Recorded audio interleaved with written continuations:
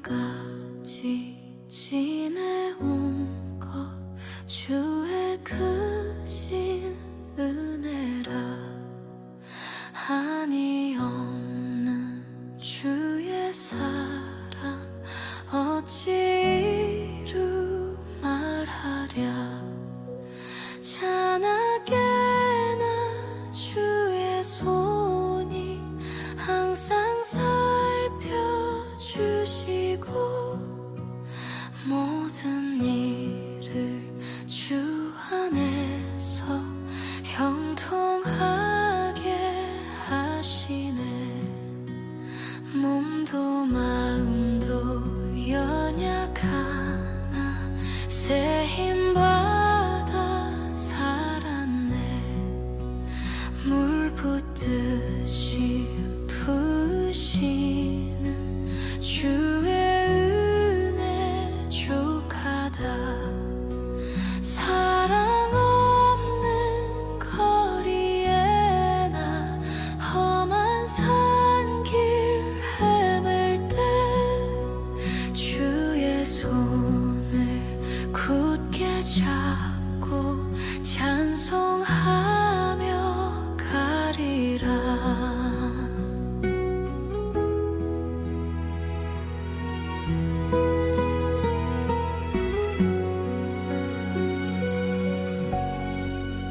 주님 다시 배울 날이 날로 날로.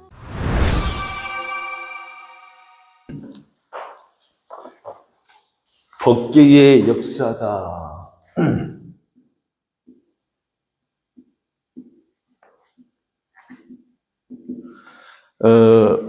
오늘 이 법계의 역사에 대해서 다 살펴봐야 되는데 아마 시간이 다 끝까지 갈 수 없을 것 같아서 오늘도 또 중간에 하다가 멈춰야 되는 그런 부분들이 있을 것 같은데 하여튼 하는 데까지 한번 해보도록 하겠습니다.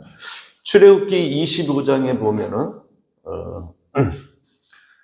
법궤를 만드는 그런 내용들이 나오는데 저번 시간에 얘기했다시피 지구의 중심은 이스라엘이고 이스라엘의 중심은 유다고 유다의 중심은 성막이고 성막의 중심은 지성소고 지성소의 중심은 이 법궤입니다. 법궤. 그리고 지성소의 또 중심이 어디냐면은 바로 이제 그 속죄소가 되는 거예요. 이 속죄소. 이 속죄소는 말 그대로 소자는 장소할 때 그 장소겠죠. 이 장소가 어떤 장소냐? 속죄하는 장소다. 그러니까는 이 장소에 뭐가 뿌려지냐면 피가 뿌려지는데요. 이스라엘 백성들이 자, 이게 이제 성막이다 이렇게 보면 돼요. 그러니까는 1:2, 1:2 이렇게 되는 거예요. 크기가. 이게 문이 있고 여기도 이제 문이 있고 요 중간에 요거는 지성소, 여기 지성소인데 지성소 이건 커튼이라 그러는데 이게 휘장이라 그러죠. 휘장. 그래 이제 들어가면은 번제단이 있고 물두멍이 있고 그다음에 오른쪽이 북쪽면이에요. 북쪽면에 이게 떡상이 있고 그다음에 이제 서쪽면이겠죠. 서쪽면에 여기 뭐냐면 촛대가 있고 요 휘장 앞에 이게 분향단이 있어요. 그리고 휘장을 지나서 여기 이제 법궤가 있는데 말 그대로 궤예요. 궤인데 그 위에 뚜껑이 있어요. 그 뚜껑이 뭐냐면 속죄소가 되는 거예요. 이게 이제 법궤, 여기 이제 십계명이 들어가 있겠죠. 그 다음에 요 위에가 이제 속죄소 뚜껑이에요. 이 궤란 말이에요, 궤인데. 법이 들어가 있는 거 해가지고 법궤 이렇게 얘기하는데, 요 위에 뭐가 있냐면은, 여기에 두 그룹이 있어요, 그룹. 하나님을 지키는, 그리고 하나님의 그 보좌에 있는 그 그룹이 있는데, 하나님을 지키는 게 아니죠. 하나님과 함께 있는 이 그룹이 있는데 이 그룹이 어디를 향해서 보냐면은 요 중간에 여기를 눈을 향하고 있는 거예요. 여기 센터에 하나님이 어디 계시냐면은 장소적으로 얘기한다면은 여기 계세요. 자, 출애굽기 25장을 한번 넘어갈게요. 자, 25장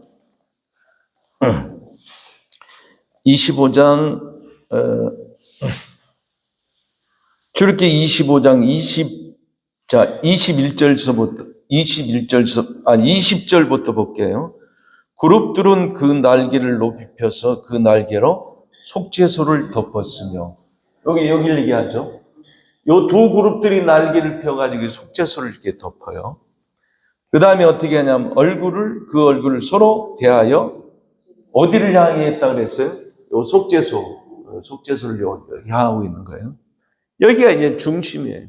하나님은 모든 관심이 여기에 있는 거예요. 자, 그 다음에 21절 볼게요. 속죄소를 계 위에 얹고, 자, 속죄소를 요 10계명이 들어가 있는 계 위에 얹고, 그럼 여기에 뭐가 되는 거예요? 이게 뚜껑이 되는 거겠죠. 그 다음에 어떻게 하냐면은 내가 내게 줄 증거판을 계 속에 넣어. 증거판, 10계명을 여기다 넣었다는 거죠. 자, 22절에 보니까 거기서 내가 모세와 만나고 속죄소 위 곧 증거계 위에 있는 두 그룹 사이에서 자 속죄소 위 두 그룹 사이에서 여기가 중앙이에요. 제일 중앙이에요. 이스라엘 자손에게 내게 명령할 모든 일을 내게 이루리라. 그러면 하나님께서 모세와 말씀하시는 장소는 어디죠? 지성소에서도 또 어디에서 하나님께서 말씀하시는 거예요? 요 속죄소요. 여기서 하나님께서 말씀하는 거예요. 그러니까는 어떤 인간도 속죄소를 거치지 않고 하나님 음성을 들을 수가 없어요. 이 속죄소를 통해서만이 어떻게 하냐면 하나님의 음성을 들을 수 있어요. 만약 이 속죄소를 통과하지 않는다고 한다면은 그 어떤 인간도 하나님의 음성을 들을 수가 없는 거예요. 그리고 듣는다 할지라도 어떻게 하냐면은 죽어요. 하나님의 음성을 듣자마자 어떻게 죽는단 말이에요. 그래서 반드시 이 속죄소 위에서 하나님께서 모세에게 어떻게 말씀하시는 거예요. 그러면 대체 이 속죄소가 무엇을 말하는 거예요? 이 전체 속죄소가 있고 두 그룹이 있고 이 뚜껑이 있고 그 안에 이제 이 십계명이 있는데 이것을 한마디로 얘기하면 법계, 다른 말로는 증거계, 여기 그냥 하나님의 말씀이 증거가 되니까 증거계 이렇게 표현을 한다면 다른 말로 또 뭘로 표현합니까? 언약계. 하나님이 어떻게 하냐면 피 묻은 언약이 거기에 있는 거예요. 그래서 이렇게 표현만 다를 뿐이지 결국 뭘 강조하냐면은 속죄하는 장소 여기를 강조. 여기서 하나님께서 모세에게 말하고 모세에게 얘기했던 이 얘기를 모세는 밖에 나가가지고 이스라엘 백성들에게 전달하는 거예요. 그러니까 하나님께서 성막이 만들어지기 전에는 그러면 어디서 말씀하셨느냐? 회막에서 말씀하셨어요. 회막이 어디냐면은 자 출애굽기 33장이 있어요. 회막은 그 뭐냐면 이스라엘 백성들이 진이 이렇게 있으면은 이스라엘 진 밖에 회막을 하나 쳤어요. 회막을 쳤는데 이거 텐트예요, 텐트. 이 텐트에서 어떻게 하냐면 하나님께서 모세와 말씀하시는데 친구와 대화하듯이 하나님께서 말씀하셨다라고. 회막이 이제는 어떻게 없어지고 성막이 만들어졌으니까 그 성막 안에서 어떻게 속죄소에서 하나님이 백성에게 모세에게 이제 얘기를 하는 장면이 나온단 말이에요. 자, 그러면은 대체 이 속죄소는 뭘 얘기를 하냐? 대체 왜 하나님은 이 속죄소 요 중간에 왜 여기 계시느냐? 얼마든지 다른 곳에 계실 수가 있고 말씀하실 수가 있는데 성막이 만들고 난 다음부터는 왜 여기 계세요? 그럼 이 성막의 이 속죄소가 뭘 의미를 하느냐? 자, 성경 찾아봅니다. 로마서 3장 25절을 봅니다. 로마서 3장 25절을 보시면요. 신약 성경 로마서 3장 25절을 봅니다. 찾았지요? 로마서 3장 25절. 자, 23절부터 제가 이렇게 모든 사람이 죄를 범하며 하나님의 영광에 이르지 못하더니 그리스도 예수 안에 있는 속량으로 말미암아. 속량이 어디 있다 그럽니까? 성경에 그리스도 예수 안에 속량이 있다 그랬어요. 그리스도 예수 안에 있는 속량으로 말미암아 하나님의 은혜로 값없이 의롭다 하심을 얻은 자 되었느니라. 25절에 그러면 어떻게 값없이 우리를 의롭게 하시는 그 근거가 뭐냐?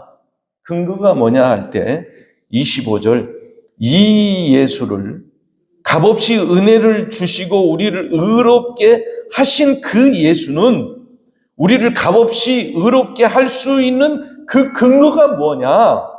25절 이 예수를 하나님이 그의 피로써 믿음으로 말미암는 화목 제물로 세우셨으니 이는 하나님께서 길이 참으시는 중에 전에 지은 죄를 강가하심으로 어떻게 자기 의로우심을 나타냈다. 자, 이 속죄소와 동일한 단어가 신약에 나와 있는데 그 헬라어로 뭐냐면 힐라 스테리온데 힐라 스테리안가 스테리온데 이게 뭐냐면은 이게 뭘로 표현돼? 이 속죄소를 신약어로 힐라 스테리아 이 표현이 뭘로 표현되냐면 오늘 읽은 25절에 다시 볼게요. 25절 이 예수를 하나님이 그의 피로써 믿음으로 말미암는 뭐라고 얘기해? 그 다음 나오는 게 뭐라 그랬어요?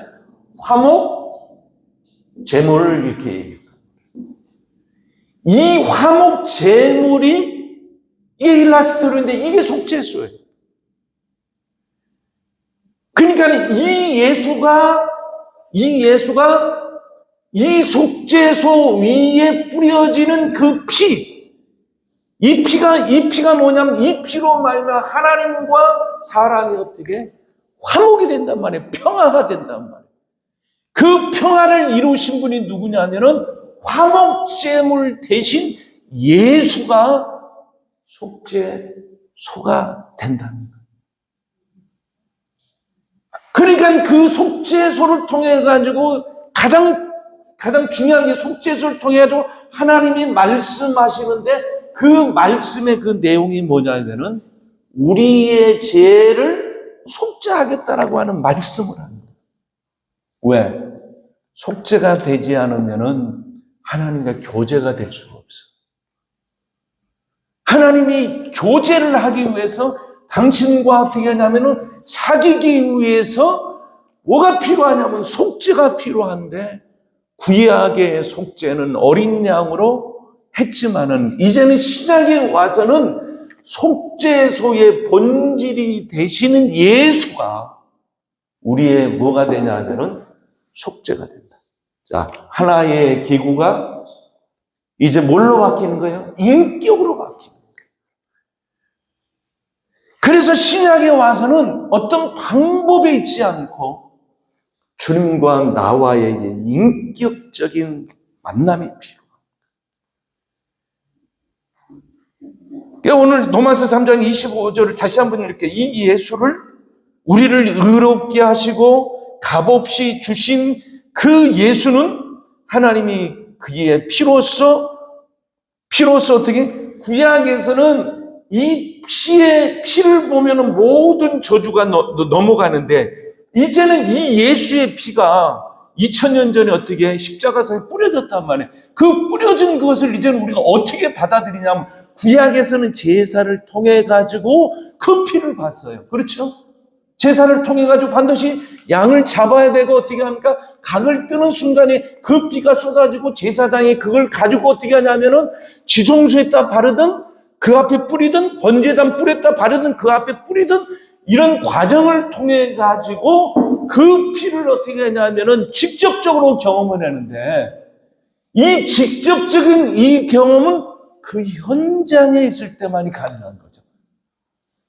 예수의 피가 2000년 전에 십자가상에서 뿌려진 이 피를 그 현장에 있던 사람은 봤지만 우리는 보지 못했단 말이에요.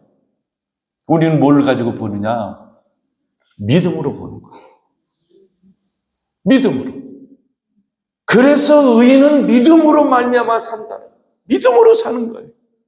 믿음으로. 그런데 그 믿음이 어떤 믿음이냐면 25절 다시 봅니다. 이 예수를 하나님이 그의 피로써 믿음으로 말미암는 화목제물로 세워졌으니 거기다가 여러분들 성경에다 거기다가 뭐라고 써주나요? 속죄소 이렇게 써놓은 거예요.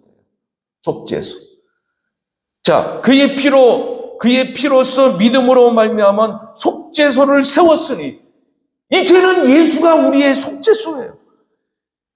그래서 하나님께서 구약에서는 이 속죄소 위에서 말씀하셨죠. 모세와 말씀했다고 한다면은 지금은 인격 대신 예수 속죄소를 통해 가지고 어떻게 하나님은 말씀하는 거예요.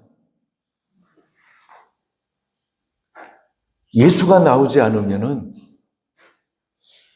하나님께서 어떻게 하냐면은 알아들을 수가 없어요.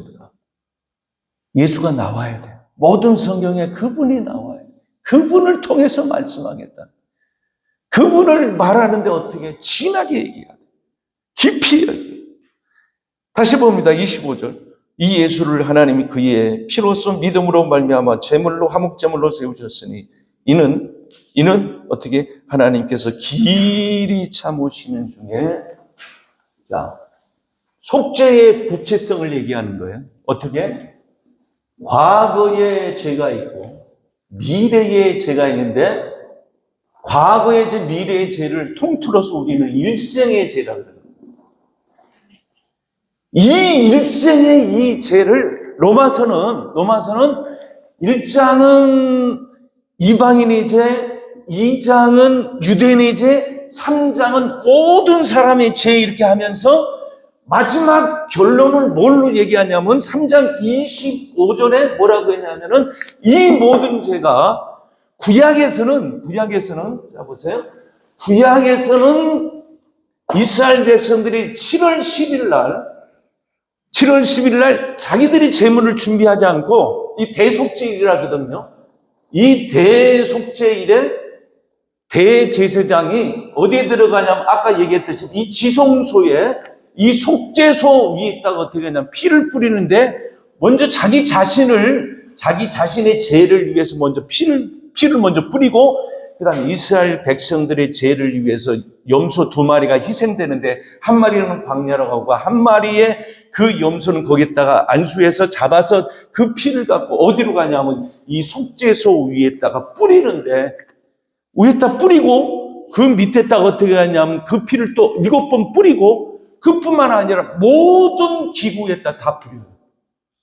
그냥 속죄소 위만 이렇게 뿌리는 것이 아니라 그 앞에다도 뿌리고 주위에다도 뿌리고 이 향단에다도 뿌리고 번제단에다도 뿌리고 다 뿌린단 말이에요. 바르고 뿌리고 어떻게 쏟고 이른다고. 왜 그러냐면 이스라엘 백성들이 1년 동안 살면서 어디를 더럽히냐면은 하나님이 계신 그 장소마다 어떻게 다 죄가 어떻게 더럽히는 거예요. 그래서 1년 동안에 이 성전이 이 성막이 어떻게 하냐면 계속 제사가 계속 드려질 거 아닙니까? 향이 피워지고 짐승이 잡아지고 거기서 어떻게 하냐면 짐승을 또 어떻게 합니까? 또 씻고 물두멍에서 또 씻죠.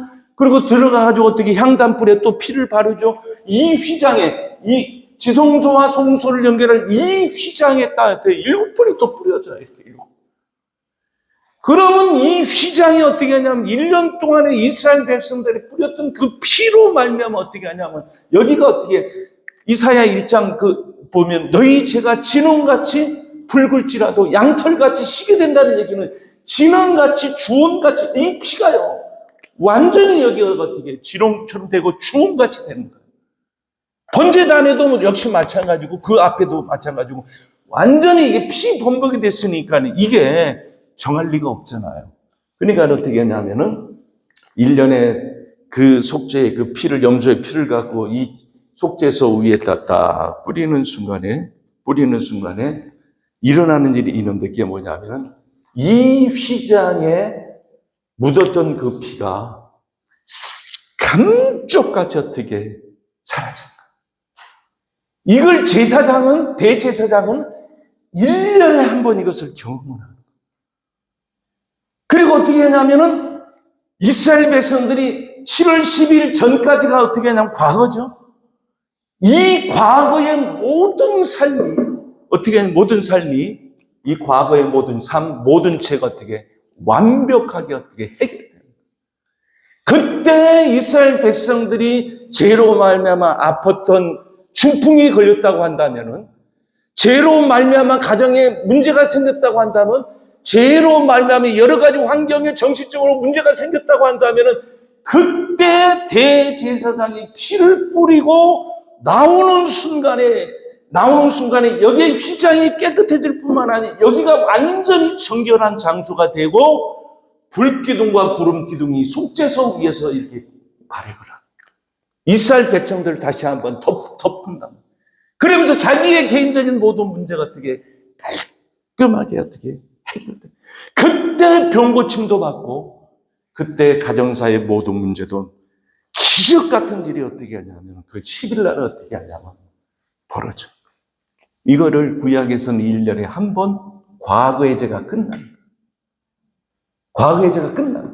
그런데 신약이 들어와가지고 예수님께서 화목제물이 되어서 과거에 지었던 전에 지은 죄를 간과하심으로 자기의 의로움을 나타냈다 그랬어요. 그러니까 이 속죄소에 피가 뿌려졌는데 신약이 들어와서 이 일을 신약이 들어와서 예수님께서 어떻게 완벽하게 재현을 하는 거예요. 구약에서는 짐승의 피였지만 신약에서는 어떻게 당신의 피로 그 속죄소에 뿌려진 거예요. 그럼 예수님의 속죄소는 어디겠어요? 이스라엘의 속죄소는 성막 아니에요? 그렇죠? 속죄소가 분명히 있죠. 복귀가 있으니까 복귀 두꺼운 구유가 속죄소겠죠. 신약이 들어와서 속죄소가 어디겠어요? 신약의 속죄소는 어디죠? 예수님은 자기 피를 갖고 성막이 이거 이렇게 빨리 해서 될 문제가 아닌데 진도 나가느라고 내가 자꾸 말이 빨라져. 이 뜰이 있고 여기 성소가 있고 여기 지성소가 있단 말이에요. 이건 뭐에 해당한 육, 혼, 영에 해당하는 거예요. 이게 뭐냐면은 이게 사람의 구조예요. 우주의 구조가 그렇고 이게 뭐 뜰에는 이게 육에 여기를 밟는 사람은 육의 사람이에요. 예수는 믿긴 믿어도 아직까지 육의 사람이에요. 그 다음에 어떻게 했냐면 이 성소까지 들어가서 떡상과 촛대와 촛대와 분향단, 기도도 좀 할 줄 알고 말씀의 의미도 깨닫고 그 다음에 어떻게 삶에 어떻게 영향도 좀 미치고 요 정도의 사람은 이게 아직까지는 혼적인 사람인데 지성소까지는 어떻게 경험을 하지 못했단 말이에요. 지성소까지 경험을 하는 이 사람을 어떻게 영적인 사람이다 성경은 얘기하는 거예요. 그래도 층도 1층 층이 있고 2층 층이 있고 3층 층이 있어요. 바울이 어디를 들어가냐면 3층 층에 들어갔다 그랬죠. 성막으로 얘기하자면 이 지성소 들어가. 지성소에 누가 계신 거예요? 하나님 계신데 하나님으로 어떻게 합니까? 말할 수 없는 그 계시를 들었다 그랬죠. 고린도후서 12장에 보면 이걸 얘기하는 거예요. 성막으로 얘기하자. 말할 수 없는 계시를 들은 거예요. 모세가 여기 들어가가지고 계시를 들었던 것처럼 참 모세 대신 예수는 하늘 지성소에 가신 거예요. 하늘 지성소에 여기는 짐승의 피가 발려졌지만은 이 삼층초는 하늘 지성소를 지금 모형 삼고 얘기한 거거든요. 하늘 지성소에 대제사장이 1년에 한 번씩 들어가는 것처럼 예수는 참된 대제사장으로서 자기의 피를 갖고 누구의 도움받지 않고 자기 자신이 하늘 지성소에 가가지고 그 피를 어떻게 거기다 뿌리는 거예요. 그 순간에 이 땅에 어떻게 과거에 예수 믿는 사람들 또 믿어야 될 그 대상자들 과거 죄가 어떻게 완벽하게 어떻게 해결. 예수 피로 우리는 과거에 그 과거의 죄를 물으면 안 돼, 이제. 예수 믿는 사람이. 어떤 죄를 지었다 할지라도 주님이 어떻게 감가하셨다는 얘기는 당신이 십자가상에서 피 뿌리고 그 피를 갖고 하늘 지성소에 올라가가지고 하나님의 공의를 만족시켰기 때문에 이제는 저와 여러분들의 과거에 어떤 죄를 지었다 할지라도 그거는 주님 앞에 문제가 안 돼. 사람은 그걸 갖고 문제를 삼는다 할지라도 하나님은 문제를 안 삼는 거예요. 그래서 우리가 은혜의 보좌 앞에 담대 나가는 거예요. 예수의 피를 갖고 구약의 사람들은 담대히 나갔듯이 우리는 믿음으로 이제 어떻게 하냐면 십자가상에서 과거의 죄, 전에 지은 죄를 감가하셨기 때문에 눈 감아주셨기 때문에 어떻게 하냐 하나님은 우리의 죄를 볼 수가 없어요. 그분은 우리의 죄를 예수의 피가 묻어져 있기 때문에 소경이에요. 이제 못 봐요. 꼭 이삭이 그 야곱이 너 누구냐 그럴 때 나 야곱입니다. 아니 에서입니다. 해도 거짓말 했을 때 뭐가 가렸다 그랬어요? 눈이 어두워서 보지 못했다 그랬죠. 그게 바로 우리 하나님의 예수 믿는 자의 하나님이에요. 이삭이 그렇게 눈이 멀었던 것처럼 우리는 이 죄 가지고 주님 앞에 하나님 앞에 설 때 주님은 우리 죄를 못 봐. 왜? 예수의 피로 가려놨기 때문에 해방받아. 그래서 이 믿음을 가졌던 사람이 로마서에 보면은 4장에 보면은 어떻게 하냐면은 4장 조금 봅시다. 4장 자 보세요.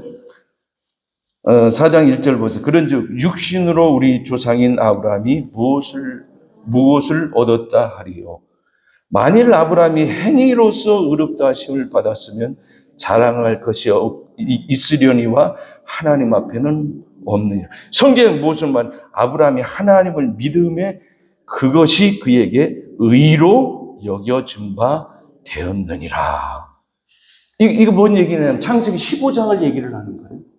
창세기 15장을 얘기하는데 창세기 16장에 어떻게 하냐면 그 하갈을 통해 이스마엘이 나오고 이스마엘이 이제 임신해 이스마엘이 나오고 17장에 보면요 할례가 나오고 그 다음에 어떻게 그의 이름을 어떻게 바꿔요. 자, 그러기 전에 15장은 뭐냐면 뭘 강조하냐? 아브라함이 여호와를 믿음에 그것을 그에게 의로 여겼다. 의로 여겼다라고 하는 믿음으로 의로 여겼다는 것은 믿음을 먼저 강조하고 난 다음에 그 다음에 어떻게 하냐면은 삶의 여러 가지 것들을 다루는 거예요. 삶이 언제 변하느냐면 우리 속에 믿음이 들어가면 삶이 변하는 거지 삶을 변하기 위해서 노력해 본들 안 돼요. 믿음이 들어가면은 말씀이 들어가고 복음이 들어가고 생명이 들어가면 그 진리가 들어가려면 우리의 어떻게 삶은 어떻게 저절로 변화돼. 그래서 성경은 믿음을 먼저 믿음. 그러고 난 다음에 이제 5장에 보면은 이 아브라함 얘기를 통해 가지고 믿음을 이제 얘기를 했단 말이에요. 믿음을 얘기하는데 로마서 이제 5장에 들어가서 뭘 얘기하냐면 십자가의 이 비밀을 얘기하고 6장에 들어가죠. 자, 이제 로마서 6장을 한번 봐보세요. 6장에 들어가서, 자, 6장을 봅니다. 6장에 들어가서 어디를 보시냐면요. 8절부터 볼게요. 자, 7절부터 볼게요. 이는 죽은 자가 죄에서 벗어나 의롭다 하심을 얻었습니다. 만일 우리가 그리스도와 함께 죽었으면 또한 그와 함께 살 줄을 믿느니 이는 그리스도께서 죽은 자 가운데서 살아나셨음에 다시 죽지 아니하시고 사망이 다시 그를 주장하지 못할 줄을 압니다. 거기 중요한 게 9절에 뭐가 나오는 거예요? 주장하지 못한다. 주장은 뭘 얘기하냐면 주인을 얘기를 하는 거죠. 사망이 우리의 주인이 아니다. 이제 사망은 이제는 어떻게 끝났다. 여러분들에게 나타나는 것들은 이제 사망이 나타나는 것이 아니고 어떻게 하냐면 이제 주님의 영광이 우리를 통해서 나타나는. 아유 목사님 나는 아직도 모르는데 그거는 아직도 율법에 사로잡힌 거. 죽은 걸로 어떻게 주장하지 못한다 그랬죠. 그렇죠? 주장할 수가 없어요. 사망이 우리를 이제 주장할 수가 없어요. 뭐만 우리 속에 주장되는 거예요? 하나님의 생명이 어떻게 이제는 꿈틀거리고 역사하는 거예요. 자, 그래서 10절 봅니다. 10절. 그가 죽으심은 죄에 대하여 단번에 죽으시며 그가 살아 계심은 하나님에 대하여 어떻게 살아 계심이. 이와 같이 너희도 너희 자신을 죄에 대해서 죽은 자요 그리스도 예수 안에서 하나님에 대해서 어떻게 살아있는 자로 뭐 한다 그래? 뭐 한다 그래? 여길지어다. 여기야 돼.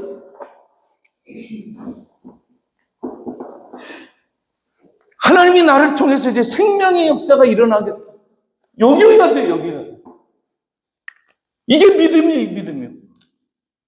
이게 신앙 고백이에요. 믿음으로 산다라고 하는 것은 기록된 말씀을 통해 가지고 어떻게 주장하고 고백하고 그렇게 될 것을 믿는 것. 여기라 그랬으니까 주님이 여기라 그랬으니까 어떻게 우리도 어떻게 여기는 거예요. 담대하게 여기는 거예요. 비록 부족한다 할지라도 그거는 옛날 얘기예요, 옛날 얘기. 옛날 얘기 가지고 할 필요가 없어요. 여겨라 그러면 어떻게 우리는 그 믿음을 갖고 어떻게 여기는 거예요. 하나님 나를 통해서 역사하신다. 나를 통해서 하나님께서 이제 새롭게 새 생명의 역사를 일으키신다라고 하는 것을 여깁니다. 그래서 이제 7장에 가서는 로마서 7장에 가서는 제가 어느 정도의 영향을 미치냐. 자, 로마서 7장 한번 볼게요. 로마서 7장을 보시면은 로마서 7장 14절 볼게요. 우리가 율법은 신령한 줄 알거냐. 나는 육신에 속하여 제 아래 어떻게 팔렸죠. 옛날에 그랬다네, 옛날에. 지금 얘기하는 게 아니에요. 바울도 어떻게 옛날 얘기를 하고 있는 거예요. 자, 15절. 내가 행하는 것은 내가 알지 못하노니 곧 내가 원하는 것을 행하지 아니하고 도리어 미워하는 것을 행합니다. 만일 내가 원하지 아니한 그것을 행하면 내가 이로써 율법이 선한 것을 시인한. 그러니까 율법은 어떻게 우리의 죄를 어떻게 지적질하죠? 17절. 이제는 그것을 행하는 자가 내가 아니요 내 속에 거하는 뭐다? 죄. 이 죄가 어떻게 해? 과거의 이 죄가 어떻게? 이제는 어떻게 우리가 끝났어. 끝난 순간 과거의 죄가 너희를 주장하지 못하게 합니다. 과거의 죄 생각납니까? 안 납니까? 나죠? 기도할 때 보면 순간순간에 살을 때 어떤 말씀을 할 때 순간순간 이게 나오는 그거는 어떻게 하냐면 상관없는 거예요. 이제 난 그것을 어떻게 너희들이 어떻게 주장하지 못하게 하라. 뭐 가지고 주장하지 못하게 할 수 있는 거예요? 믿음으로 주장하지 못하는. 자, 18절 봅니다. 내 속 곧 내 육신에 선한 것이 거하지 않는 줄 아노니 원하면 내게서나 선을 행하는 것은 없느라 내가 원하는 바 선을 행하지 않으며 도리어 원하지 않은 바 악을 행하다. 만일 내가 원하지 아니하는 것을 하면 이를 행하는 자가 내가 아니요 내 속에 거하는 뭐다? 죄다. 죄가 이 행하는 건데 이 죄는 어떻게 주님께서 우리를 십자가에 못 박는 순간 다 끝냈다. 그러면서 로마 7장 24절 보세요. 오호라 나는 공부한 사람 이 사망의 구멍에서 누가 나를 건져내랴 질문했어요. 누가 나를 건져낼 수 있느냐? 바울도 이거 가지고 어떻게 계속 싸운 거예요. 그때 25절에 답이 나옵니다. 우리 주 예수 그리스도 이렇게 얘기합니다. 누가 이 사망의 몸에서 나를 건져낼 수가? 우리 주 예수 그리스도 이렇게 결론 내리는 거예요.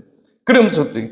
하나님께 감사. 그런즉 내 자신이 마음으로 하나님의 법을 육신으로는 죄의 법을 쓰고 그러므로 이제 그리스도 예수 안에 있는 자에게는 결코 뭐가 없다 그랬어요? 정죄가 없다. 자, 여기서 로마서 3장은 과거의 죄를 얘기하고 로마서 이 8장은 뭘 이제 그러므로 이제 결론 내리는 거예요. 우리를 정죄하지 못한다. 정죄가 과거는 정죄 끝났죠. 그렇죠. 여기서부터는 뭐 하냐면은 네가 혹시 죄를 진다 할지라도 그 죄는 내게 아니야 이렇게 얘기하는 거예요. 누구 거예요? 그 죄는요. 십자가에 이미 간 거예요. 우리가 짓는 그 죄는 이 죄는 다른 것으로 하나님께서 이쪽이 해결하신다는 거예요. 그래서 정죄하지 않다 미래의 죄까지 어떻게 주님이 어떻게 완벽하게 해결한 거예요. 자, 해결할 때 어떻게 해결하냐면은 8장 2절 보세요. 이는 그리스도 예수 안에 있는 생명의 성령의 법이 죄와 사망의 법에서 너를 어떻게 해봐. 뭘로 해결한 거예요? 법으로 해결해서. 어떤 법이요? 생명과 성령으로 우리를 해. 그러면서 이제 3절에 보세요. 율법이 육신으로 말미암아 연약하여 할 수 없는 그것을 하나님은 하신다. 자, 우리 육신을 갖고 있기 때문에 율법을 다 지킬 수 없죠. 지킬 수 없죠. 십계명 다 지킬 수 없죠. 이 말씀 다 우리가 지킬 수 없죠. 당연히 이제 지킬 수 없죠. 하나님은 어떻게 하신다 그랬어요. 자, 3절 율법이 육신으로 말미암아 연약하여 할 수 없는 것을 하나님은 어떻게 하시나니? 하나님이 하시는 거 이제 우리가 하는 게 아니에요. 하나님이 지금부터 이제 하나님 생명이 들어온 자, 과거 이제 미래 죄가 완벽하게 해결된 사람에게는 이제 내가 하는 것이 아니고 하나님이 하시는데 어떻게 하시냐면은 자 3절 다시 보세요. 율법이 육신으로 말미암아 연약하여 할 수 없는 그것을 하나님은 하신다 그랬어요. 하시나니 곧 죄로 말미암아 자기 아들을 죄 있는 자 구약에서는 양에게 자기의 죄를 뭐 합니까? 안수함으로 어떻게 전가시키죠. 신약에 들어와서는 어떻게 예수 당신 자신에게 뭐를 전가하냐면 죄를 전가한다. 그러니까 여기서 안수해서 죄를 양에게 전가했듯이 예수에게 우리의 죄를 전가하는데 과거에지만요 일생의 죄를 거기다 전가시키는 거예요. 자 다시 봅니다. 3절 율법이 육신으로 말미암아 연약하여 할 수 없는 것을 하나님은 하신다. 어떻게 하시냐? 우리의 연약함을 곧 죄로 말미암아 자기 아들을 죄 있는 육신의 모양으로 보내요. 육신의 죄를 정하사. 자, 예수님의 육체에 뭐를 정하는 거예요? 죄를 정한다. 이 정한다라고 하는 게 이게 바로 안수예요. 전가시킨다. 4절. 육신을 따르지 않고 그 영을 따라 행하는 우리에게. 자, 이제는 육신을 따르지 않고 그 영을 따라 행하는 우리라 그랬어요. 지금서부터는 우리가 알든 모르든 간에 우리는 이제 어떻게 육신을 따르지 않는다라고 하는 이 사실을 알아야 돼. 지금부터 나타나는 모든 것도 우리가 부족하다 할지라도 우리는 지금 이제 육신을 따르지 않고 이 육신은 율법에 의해 가지고 어떻게 처리된 거예요. 예수에 의해 가지고 이제는 우리는 뭘 따른다 그랬어요? 영을 따른다 그랬어요. 여러분들 속에 영이 계시죠? 성령 계시죠? 믿으시면 아멘. 이제는 어떻게 이 영을 따르는 거예요. 어떤 사람은 영을 100을 따르는 사람이 있고 2를 따르는 사람이 있고 10을 따르는 사람이 있고 그 차이만 있을 뿐이지 무조건 그 생명이 들어갔으면 영을 따르는 거예요. 아멘이죠? 육신을 따르면 망하는 거예요. 육신을 따르면.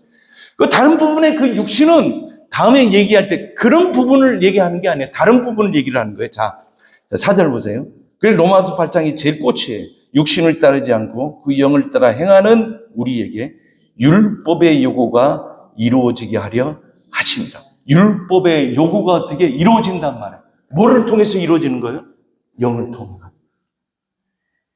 그래서 우리가 영적 사람이라고 하는 것은 뭘 얘기를 하냐면은 그때마다 영의 인도를 받아서 어떻게 하냐면 율법이 요구하는 것을 우리가 하는 것이 아니라 어떻게 성령이 어떻게 우리를 통해서 어떻게 하신다. 그래서 그때마다 성령의 도심과 성령의 인도를 받고 성령이 말할 수 없는 탄식의 소리를 우리가 들을 줄 알아야 되고 그 탄식의 소리에 어떻게 우리가 어떻게 영으로 같이 합세해서 기도할 줄 알아야 돼요. 우리의 죄가 율법의 구약의 율법의 어떻게 요구를 어떻게 다 어떻게 하냐면 이 영에 의해 가지고 이제 우리를 어떻게 충족시키는 만족시키는 거예요. 그게 우리가 어떻게 말씀을 통해서 영의 사람, 성령의 사람이 돼야 될 이유는 장풍 나가고 뭐 그런 의미가 아니에요. 말씀이 우리를 통해서 어떻게 이루어져 나가는 모세를 통해서 그 말씀을 어떻게 이루어 나갔듯이 이제는 어떻게 우리를 통해서 이제 말씀이 어떻게 성취되는 이 일을 주님께서 우리를 통해서 하신다. 자, 그래서 이스라엘 백성들이 이 법궤를 만들었던 하나님께서 이 법궤를 만들려고 했던 그 첫 번째 목적은 뭐냐면은 속죄예요, 속죄. 이 속죄를 통과하지 않은 말씀은 어떻게 하냐면은 그건 있을 수가 없는 거예요. 이 속죄가 결국 뭐가 되는 거야? 예수 그리스도 인격이 되는 거야. 그래서 어떻게 했냐면 요한복음 1장 14절을 보면, 자, 요한복음 1장 14절 찾으세요. 요한복음 1장 14절.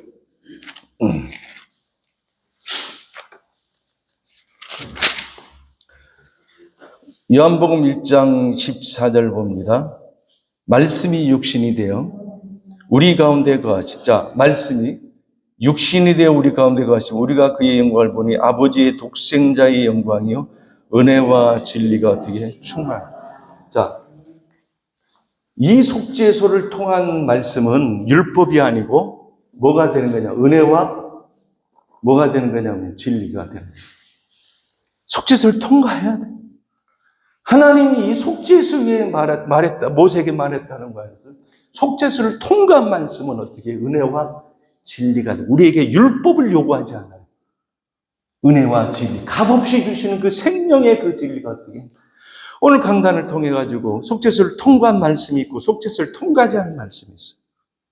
속죄소를 통과하지 않은 말씀은 사람 부담을 되고 어떻게 하냐면 율법의 그 요구를 이루어질 수가 없는데 속죄소를 통과한 말씀은요 우리를 자유하게 되고 성령의 요구를 어떻게 충족시킵니다. 그래서 모세는 자 이스라엘 백성들이 이 속죄소를 자 대제사장이 들어가는 것은 1년에 어떻게 다 한 번이죠. 지성소에 들어가는 거죠. 그럼 한 번 들어가는 딱 한 번만 들어가는 것이 아니고 먼저 자기의 죄를 갖고 어떻게 먼저 들어갔다가 나와요. 나오고 난 다음에 어떻게 하냐면 또 어떻게 이스라엘 피를 갖고 나와요. 그리고 세 번째 되면 거기 또 들어가가지고 뭘 하냐면 자 피를 갖고 뭘 하냐면 옷을 다 벗고 나와요. 그 성경에 다 있거든요.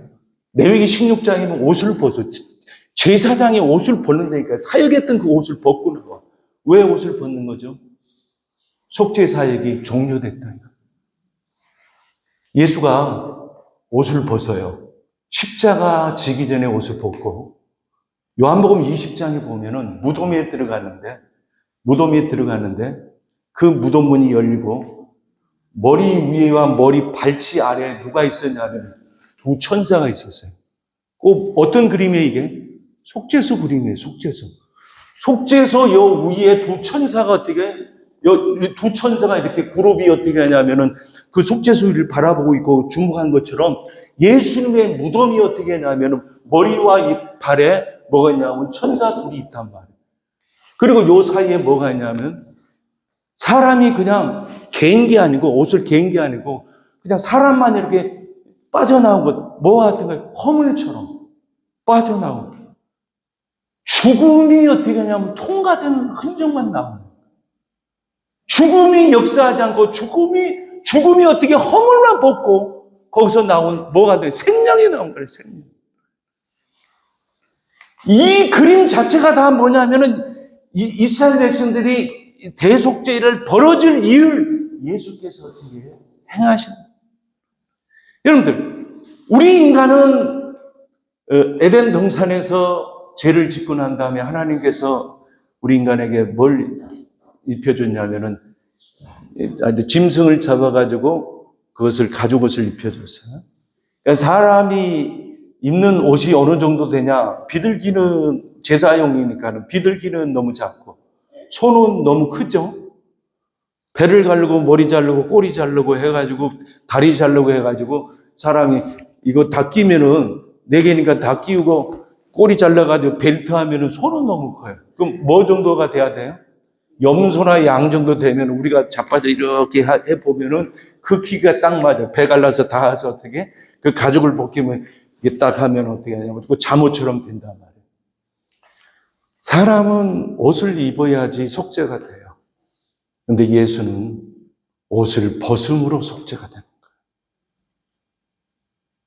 사람은 그 옷에 영향을 받지만 예수는 그 옷을 벗음으로 우리를 어떻게 속죄시키는 거예요. 놀랍잖아요. 당신의 수치가, 당신의 이 죄의 전가가 우리에게는 어떻게 했냐면은 해방이요, 참된 속죄. 복음의 모든 복음의 출발점은 이 수치서부터 시작되는 거예요. 우리도 역시 마찬가지예요. 예수 믿고 나서 이 복음 때문에 수치를 당하지 않는다고 한다면은 그거는 내게 참 복음의 역사가 아니라 오늘날 이 수치의 복음을 전하지 않는단 말이에요. 이 수치의 복음을 전하면 인기가 없으니까 전하지 않는데 복음은 수치예요. 복음은 수치. 이스라엘 백성들이 자 여기 1년에 한 번 들어갔는데 모세는 이 속죄소를 수시로 들어갔어요. 수시로. 이제 우리는 예수께서 단 한 번에 이 하늘 지성소에 들어가서 그 피를 발라서 우리를 자유케 했다고 한다면 이제는 우리는 모세처럼 수시로 나아가야 돼요. 히브리서 4장 찾아봅시다. 히브리서 4장 히브리서 4장을 보시면요. 4장 14절부터 볼게요. 그러므로 우리에게 큰 대제사장이 계시니 승천하시니 곧 하나님의 아들 예수라. 우리가 믿는 도리를 굳게 잡아. 우리가 믿는 도리, 이 십자가의 복음의 비밀, 이 진리를 굳게 잡아. 흔들리면 안 돼요. 수시로 흔들려요. 수시로.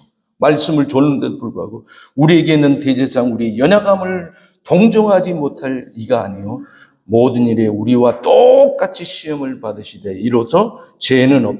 그러므로 우리는 국률하심을 받고 때를 따라 돕는 은혜를 얻기 위하여 은혜의 보좌 앞으로 담대히 나갈 때. 여기서 은혜의 보좌가 어딘지 아세요?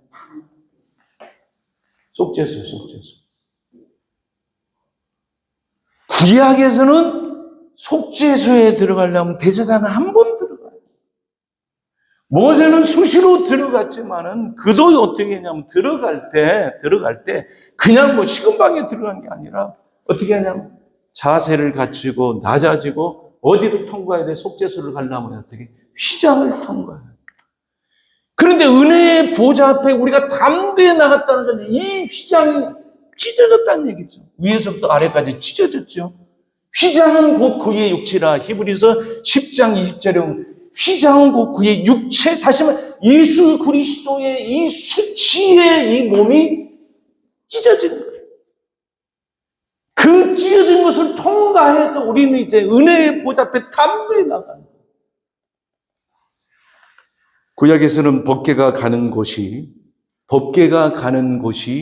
그게 지성소였어요. 성경에 이스라엘 백성들이 이제 시내산에서 이 법궤가 만들어져요. 시내산에서부터 라암셋에서 시작해가지고 시내산까지 갈 때 10번을 움직여요. 10번에서 11번을 움직이고 시내산에서 모압 평지가 있어요. 모압 이 평지가 이게 뭐냐면은 모세가 여기까지 인도하는 거예요. 모압 평지에서 이제 길갈까지 우리가 저번 시간에 길갈 했는데 이 메시지가 녹음이 안 돼가지고 이걸 다시 하자니 난 다시 하는 이 반복의 은사가 별로 없어요.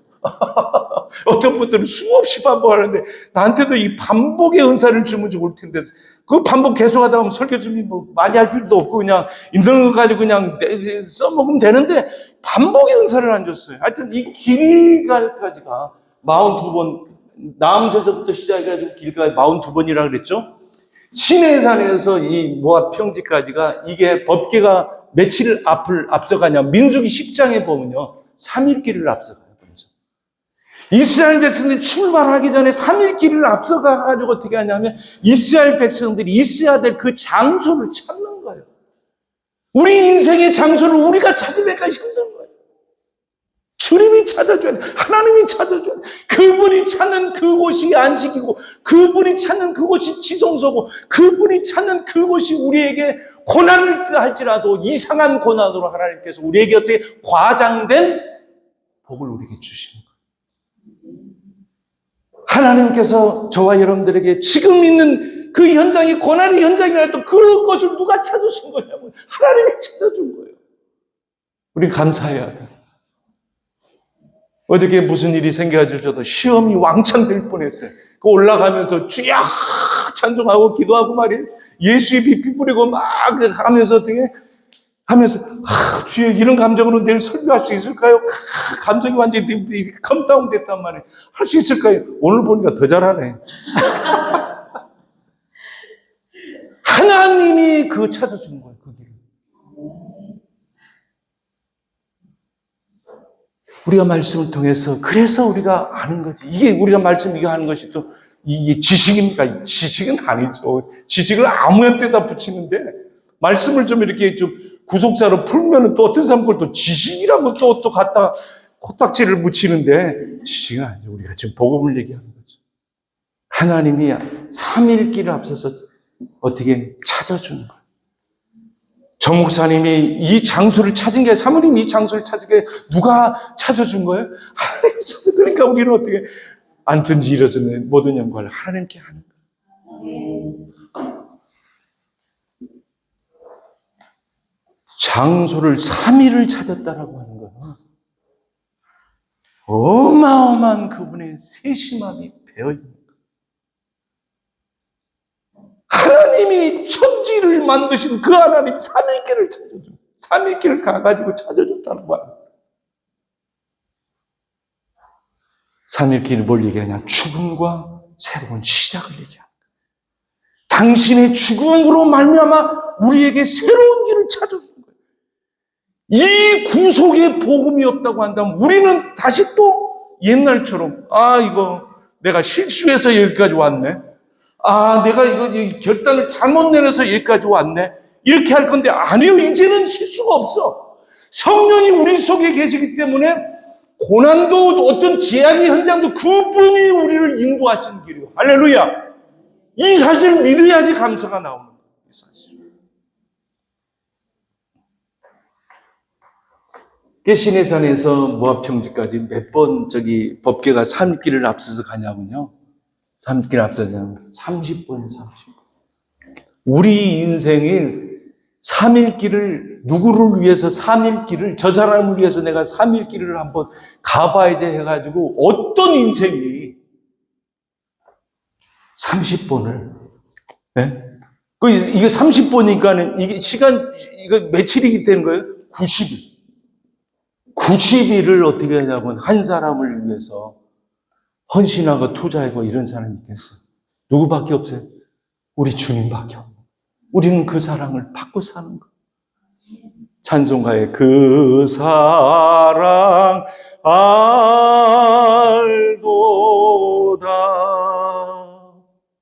그 사랑을 우리가 깨닫고 그 사랑에 감격하고 그 사랑에 눈물을 흘리고 그 사랑 속에 붙잡혀 있을 때만이 우리가 참 안식이 있는 거예요. 더 설교하면 여러분들 인상 쓸 것 같아서 마치겠습니다. 다음 시간에 법궤의 역사 조금 더 깊이 더 들어가도록 하겠습니다. 기도하겠습니다. 하나님 감사합니다. 3일길을 움직여서 우리에게 가장 최적의 장소, 최고의 하나님께서 역사하시는 그곳을 인도하시는 주여, 우리 인생의 3일길을 앞서가셔서 역사하신 그 하나님을 인정합니다. 신뢰합니다. 그분을 찬양합니다. 그곳이 어떤 길이라 할지라도 그 장소와 그 길은 3일길입니다. 오 주여, 3일길 되신 주여 감사합니다. 십자가에서 죽으시고 부활하셔서 3일의 역사를 우리에게 선물해 주신 주여, 생명을 선물해 주여, 그 주님을 찬양합니다. 영광을 받으소서. 그리스도 예수의 이름으로 감사하며 기도합나이다. 아멘.